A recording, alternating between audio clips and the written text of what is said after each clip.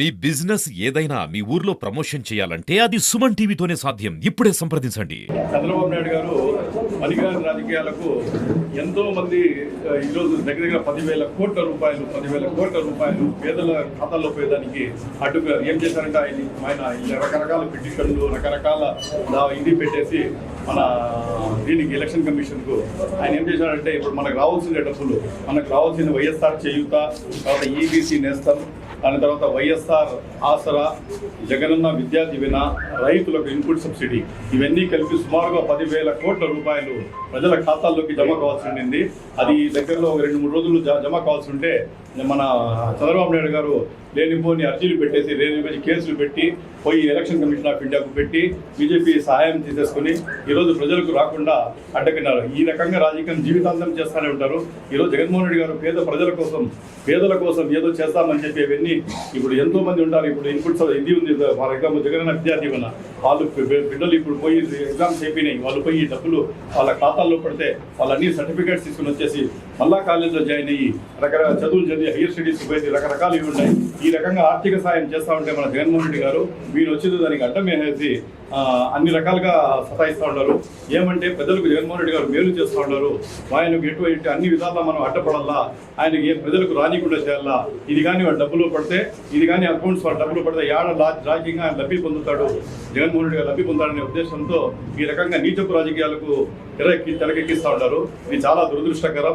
జగన్మోహన్ రెడ్డి గారు ఫస్ట్ రోజు నుండి అధికారంలో కూర్చున్నప్పటి నుండి ఇదే రకంగా లేనిపోని కేసులు వేసి కోర్టులు వేసి అన్ని దీన్ని కూడా అడ్డంకులు వేసేసి మన ఎంతో రకంగా మనం అభివృద్ధి సాధించిన మన రాష్ట్రాన్ని అన్ని రకాలుగా కోర్టులు కేసి ఎక్కించేసి చాలా వరకు ఇబ్బందులు పాటు చేశాడు.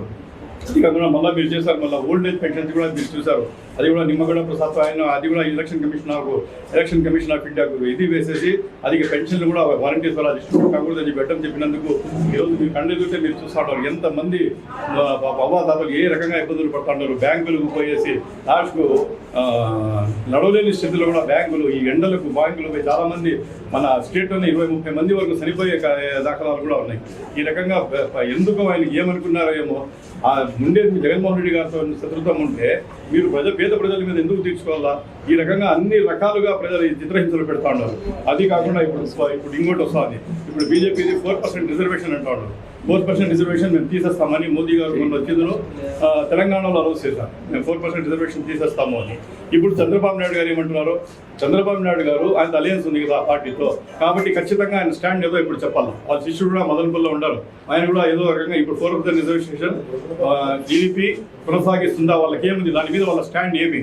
వాళ్ళు బీజేపీ పక్క పోతారా, లేకపోతే వాళ్ళు బీజేపీ స్టాండ్ మీద తీసుకుంటారా, లేదా 4% రిజర్వేషన్ కంటిన్యూ చేస్తారా బీజేపీ కాదని అని స్టాండ్ కూడా క్లారిఫై చేసే ఇది అవసరం ఉంది. ఎన్నికలు వస్తున్నాయి, ప్రజలంతా గమనిస్తూ ఉన్నారు. ఖచ్చితంగా ఇంకా రాబోయే దినాల్లో తక్కువ కొన్ని దినాల్లోనే అంతా బయటపడతారు. ప్రజలంతా ఇది గమనిస్తూ ఉన్నారు. ఖచ్చితంగా ఆయన గుణపాఠం చెప్తారు. ఈ రకంగా రాజకీయాలు ఆయన జీవితాంతం ఈ రకంగా రాజకీయాలు చేసిండేదే. ఇకనైనా రాజకీయాలు మారుతారని మాకైతే నమ్మకం లేదు. ఇంకా ప్రజల నుండి గుణపాఠం నేర్చుకోవడానికి ఆయన సభ్యంగా ఉండాలని చెప్పి ఈ సందర్భంగా చెప్తారు. రాష్ట్రాన్ని ఒక పరిపాలన స్తంభించే విధంగా చంద్రబాబు నాయుడు వ్యవస్థలను మేనేజ్ చేసి, కోర్టులను కూడా మేనేజ్ చేసి, పేద ప్రజలకు అందాల్సినటువంటి లబ్ధి ఏవైతే పథకాలు ఉన్నాయో, వైఎస్ఆర్ చేయూత కానీ, విద్యా దీవెన కానీ, ఈబీసీ నేస్తం కానీ, ఈ జగనన్న విద్యా దీవెన, ఇలాంటి పథకాలన్నింటినీ రాకుండా అడ్డుపడుతూ దగ్గర 10,000 కోట్ల రూపాయలు పేద ప్రజలను రానికుండా తను అడ్డుకుంటున్నాడు. లాస్ట్ మంత్ కూడా పేద ప్రజలకు ఇంటింటికి ఇచ్చేటువంటి పెన్షన్ పథకాన్ని కూడా రానికుండా అడ్డుకొని చాలామంది 30-40 మంది పేద ప్రజలు, ముస్లిం వ్యక్తులు అవ్వాతాతలు చనిపోవడానికి కారణమైనటువంటి దుర్మార్గుడు చంద్రబాబు నాయుడు గారు. ఇలాంటి అంటే ఒక మనిషికి ఒక సాడిస్టిక్ ఎంజాయ్మెంట్ అంటారు దీన్ని. అంటే ఒకరు బాధపడతా ఉంటే తను ఆనందపడ్డం, దాన్ని సాడిస్టిక్ ఎంజాయ్మెంట్. ఆ విధమైనటువంటి కోవకు చెందిన వ్యక్తి మన చంద్రబాబు నాయుడు. చంద్రబాబు లాంటి ప్రభుత్వం రాకూడదు అని చెప్పి పేద ప్రజలందరూ వెయిట్ చేస్తున్నారు. అదేవిధంగా అలివి కాని హామీలు కూడా ఇచ్చాడు ఆయన. ఆ హామీలందరినీ కూడా మేము కూడా అడుగుతున్నాం. మేము ఇచ్చిన హామీలు జగన్ ఇచ్చినటువంటి హామీలను నెరవేర్చేదానికి పప్పు బిళ్ళలాగా పంచినావు అంటున్నావే, అంతకు 300 పథకాలు నువ్వు ఎలా ఇస్తావు? రేషనాలిటీ ఉందా? సైంటిఫిక్ రీజన్ ఉందా? ఏ విధంగా నువ్వు చెప్పగలవు? ఏదో ఒకటి చెప్పేయడమే. అంటే నమ్మిన వాళ్ళు నమ్ముతారు, పోయిన వాళ్ళు పోతారు అనే విధంగా చంద్రబాబు నాయుడు ఉన్నాడు. ఇందాక మొన్న కూడా అన్నాడు, అసలు కాని చట్టాన్ని ఏదో జరిగిపోయినట్లు జరిగిపోతుంది అన్నట్లు మీ ల్యాండ్ టైటిలింగ్ యాక్ట్ వచ్చేస్తుంది మీ భూములు అని మోసం చేసి గ్లోబల్ ప్రచారం చేశాడు. ప్రతిదీ ఆయన యొక్క దగా మోసమే. ఆయన తెలిసిపోతుంది అంటే ఒక భయము ఆయన మనసులో చొరబడింది. మళ్ళీ నేను ఓటమి పాలవుతున్నాను అనే అభిప్రాయంతో లేనిపోని అపోహలు అభాండాలు సృష్టించి ప్రభుత్వం మీద ఏవో చేయాలనుకుంటారు. ఇవన్నీ ప్రజలు నమ్మరు.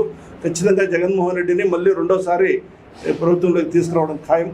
పేద ప్రజలు కూడా వాళ్ళ యొక్క మేము కూడా అడుగుతున్నాం. పేద ప్రజలకు అపీల్ ఖచ్చితంగా మే 13 జరగబోయే ఎన్నికలు 5 రోజుల్లోనే ఉంది. మీ అమూల్యమైన ఓటును 2 ఓట్లు ఎంపీ గారికి ఒకటి ఎమ్మెల్యే గారికి ఒకటి ఫ్యాన్ గుర్తు మీద వేసి గెలిపించాలని కూడా కోరుతున్నాం. మన వైఎస్ఆర్సీపీ ఎమ్మెల్యే అభ్యర్థి నిసార్ అన్న గారికి, తిప్పారెడ్డి సార్ గారికి, ఇక్కడికి విచ్చేసినటువంటి ఎలక్ట్రానిక్ అండ్ ప్రింట్ మీడియా మిత్రులందరికీ కూడా హృదయపూర్వక నమస్కారం.